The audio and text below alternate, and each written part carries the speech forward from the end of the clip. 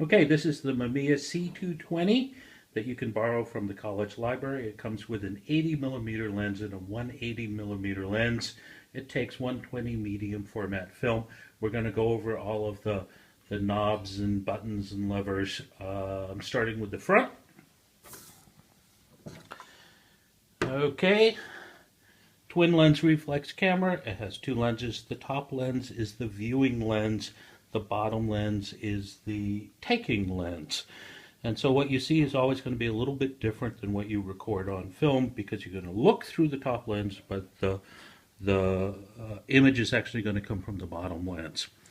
This lens that's mounted right now is the 80mm lens. 80mm is the equivalent of a normal lens for a 35mm camera. An 80 in medium format, 2¼ by 2¼ square, will be about a 50mm for a 35mm camera. So this is your normal lens. The bottom lens will have both the f-stop range and the shutter speed range, both on rings, and you can dial in whatever your light meter tells you to dial in. Next to it, you have this lever here, which is an important lever. This cocks the shutter. So before you can take a picture, you have to push this all the way down. And then the shutter release is on the other side. Depending upon which lens you use, there's various ways to release the shutter. With this, the 80mm lens, you want to press down like this. Maybe we can hear the shutter firing. Okay. Cable release will screw in here for the 180 lens. For some reason, the cable release is only going to work with the 180 lens. With the 180 lens, you'll also be able to use this black lever here to push down and fire it. So you have different ways of taking your picture depending upon whether you're using the 80 or the 180mm lens. Now let's flip it over to this side. Let's see, can we see that right there? That is a setting for 120 film or 220 film, and you want to set that on 120 film to get 12 exposures. This is the frame counter. It starts out on 0, but when you load the film, you're going to want to make sure that you crank the film forward until it says 1 there.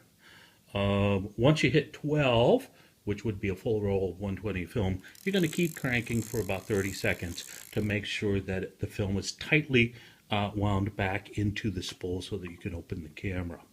Here's a lever or a button that will let you select either single, I don't know if you can see that, or multi-exposure.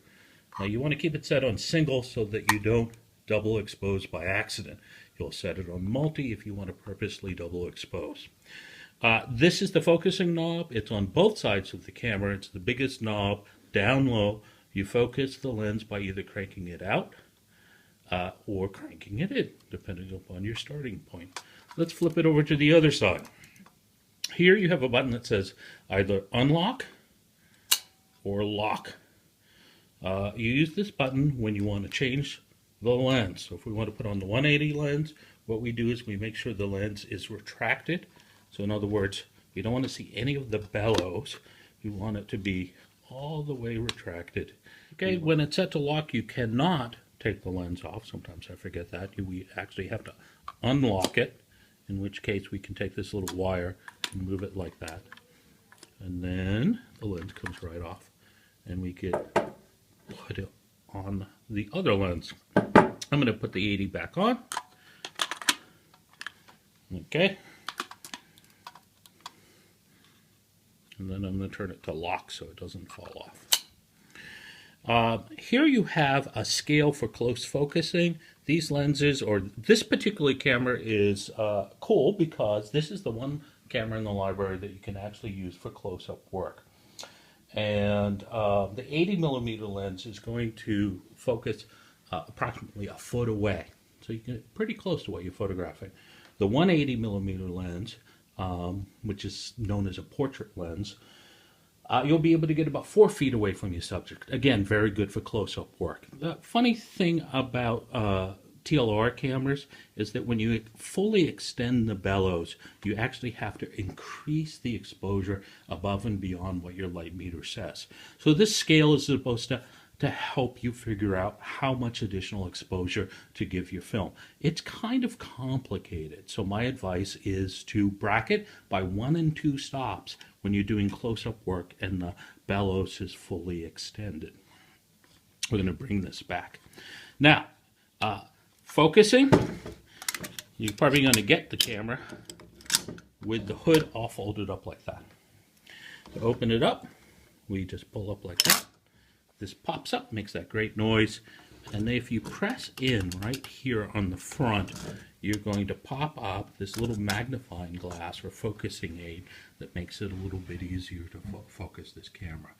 Bottom line, this is not an easy to focus camera, but this is going to help quite a bit.